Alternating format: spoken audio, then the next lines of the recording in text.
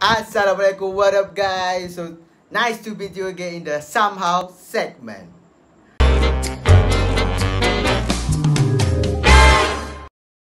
Okay, today I want to tell you a little bit about a place that is quite rare and can be said to be famous among the brides. In other words, it's a honeymoon place. Okay, so the name of this place is Bora, a mountainous island located in the French Polynesian archipelago, measuring about 30 kilometers square feet and featuring Mount Otaman as high as 727 meters and Mount Paya with twin peaks as high 658 meters and surrounded by coral reef. To the west of Bora, there is a lagoon famous for its yachts. Vaitape, the main village and administrative center, is on the west coast. The name of the island comes from the Tahitian word or spelling Pora, which means firstborn. According to tradition, it was the first island created after Rayata. Bora was seen by Dutch Admiral Jacob Roggeveen in 1722 and was visited by Captain James Cook in 1769 and annexed by France in the late 19th century.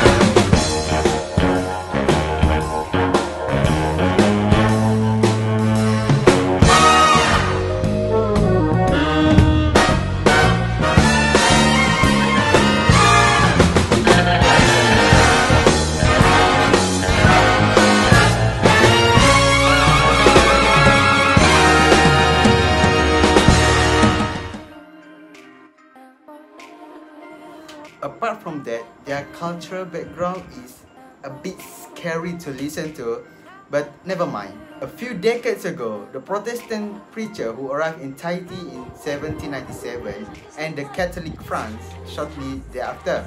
By 1822, the first temple at Vaitape had been built by Protestants.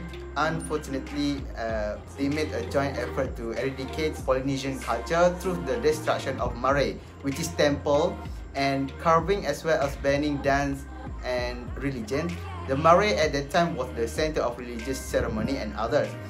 Unfortunately, many less violent Polynesian customs occur and traditional dance, music as well as art flourish in the Tahitian language. Tahitians are very concerned about family relationship. Decades ago, it was common for several generations to live under the same roof, but now, these islands are heavily influenced by Western culture, which has caused the previous culture to be affected. Okay, for the example, is in the past, family would arrange wedding for their children, but nowadays, couples follow Western tradition and have greater freedom in choosing their partner. Moreover, the existence of guitars and ukuleles on this Bora Island show Western music has been mixed. The tamore is the classic dance of Bora is still alive and plays a big part in island festivities. Bora has a very relaxed atmosphere with a tame nightlife scene. Talk about this culture, I know you are a little bored, right? So here, I will share with you some activities that you can do and enjoy.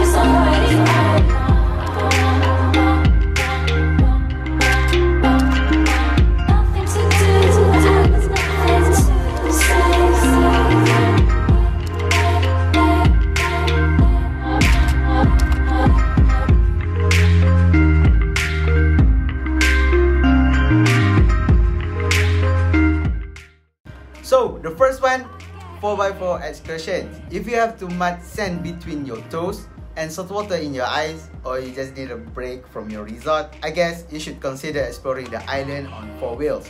Multiple tour companies such as Baba 4x4, Natura Discovery, and Tupuna Safari offer customizable 4x4 island tours. Not only will you be able to take a walk, but you will also learn about the historical and cultural aspect, as well as the legends of the island. Some do caution against a 4x4 tour for those who are faint of heart, as the roads are bumpy, hilly, and sometimes even muddy. Okay, next, boat tours. If you have more budget, I suggest getting this boat tour package. The package can be customized to each traveler and include everything from half to full day and private or shared excursions. And for those thrill seekers, deep sea, fishing, snorkeling, and animal feeding can be added to most itineraries. Some boat tours are also include full meals aboard the vessel. So next, the third one is shark and stingray feeding. For an up-close encounter, consider signing up for a tour. Outfitters such as Moana Adventure Tours and Pure Snorkeling by Reef Discovery offer snorkeling and shark and stingray feedings and encounters. You will have the opportunity to interact with native black-tip reef shark and stingray in their natural habitat. And if you don't feel comfortable feeding the stingray and sharks, you will still be able to enjoy snorkeling the reef and seeing the flora of rainbow color fish. So the fourth, the lagoonarium. Stop it. Get some help. Hi, the lagoonarium. Bora Lagoonarium is a natural aquarium. One of the most interesting things about this family attraction is that you can snorkel on the spot under the supervision of a wildlife guide. Below the surface of the lagoon, you will spot shark, turtle, rays, and many types of sea fish. And depend on what tour you choose, you will enjoy a few extra, such as canoe tour on the island or barbecue picnic. So finally, the fifth, submerge. Immerse yourself in the turquoise lagoon of Bora with an underwater scooter. Progressive immersion is done from a hydraulic platform. An experienced diver will accompany you while you are underwater. These visits are not permitted for children under 8 years old and for pregnant women. Teenagers under the age of 16 are allowed to dive, but not allowed to drive scooters, okay? You are not allowed to drive scooters. So, the way for you to travel there is by plane or ferry. You can choose either one. But it is the cheapest way to go from Kuala Lumpur to Bora, around 3,000 to 12,000. Depend on the type of class you choose and takes around 27 hours and 30 minutes to reach. Book early, I remind you, book early. Please book it early, because it is the best method to control costs. And keep in mind that the cheapest days to fly Tahiti are usually on Tuesday and Wednesday. If I want to get around the island, the best way and the cheapest is to rent a bike. There is a public bus called Lee Truck, but the locals also can't tell us the timetable. You can rent bike for $10 to $15 per day. Most rental stores also offer cute two-seater scooters and cars. If you are on one of the small island of Bora, you will need to call a water taxi to head to the main island. This will cost about 25 to 30 bucks each way, but check first with your hotel as they have a discount and sometimes free with most water taxi operators. I stay at Village Temanawata for $65 per night, and it offers great value for money. The owners were friendly and helpful. The guests had access to a private beach in front of the bungalow, and it was a 5-minute away from Matira Beach, the best beach on the main island. The rooms were basic but clean. They also provide Wi-Fi and it's working so well. Village Temanawata is a great choice if going to Bora on a budget. I do suggest it. I really suggest it for you. What currency is there? Is it expensive to spend more money there? Nah, just forget about it.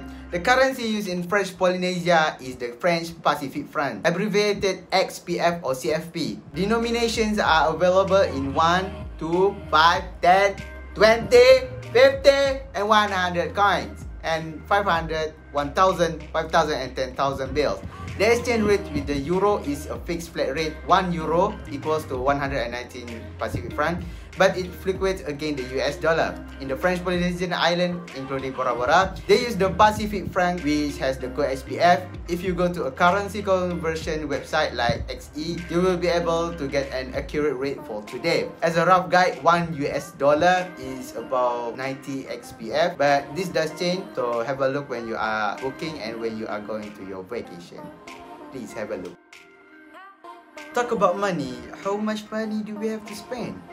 Basically, on the result, a burger and cocktail will set you back about $35 something. But there is one way to save money at the resort is to ask if they have a prepaid meal plan available. Another way to keep down the cost of your holiday is to buy food from a local grocery store. Local Polynesian food is always fresh. Voila! And welcome the savings. Why not to take a couple of meals in the local fashion by eating at the food truck? You can get a decent burger and fries with a beef for around $15. It's not exactly the height of Polynesian cuisine, but yeah, sometimes you just need a burger and fries. Why not, right? So, for the activities I told you about earlier, the 5 activities that we can do, the total is $510 per person. But if you want to save, you can choose which activity you are interested in and go for it.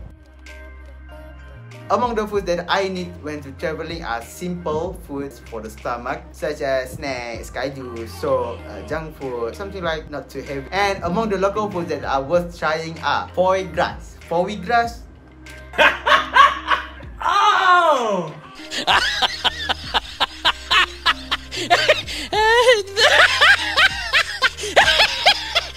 I don't know how to pronounce it, but foie gras. This is a famous French dish which is prepared with Bora Bora's unique technique. A foie gras is a mixture of seaweed in purple eggplant with spices of an island. It's a wonderful twist on the customary dish. So the second one is mahi mahi dish.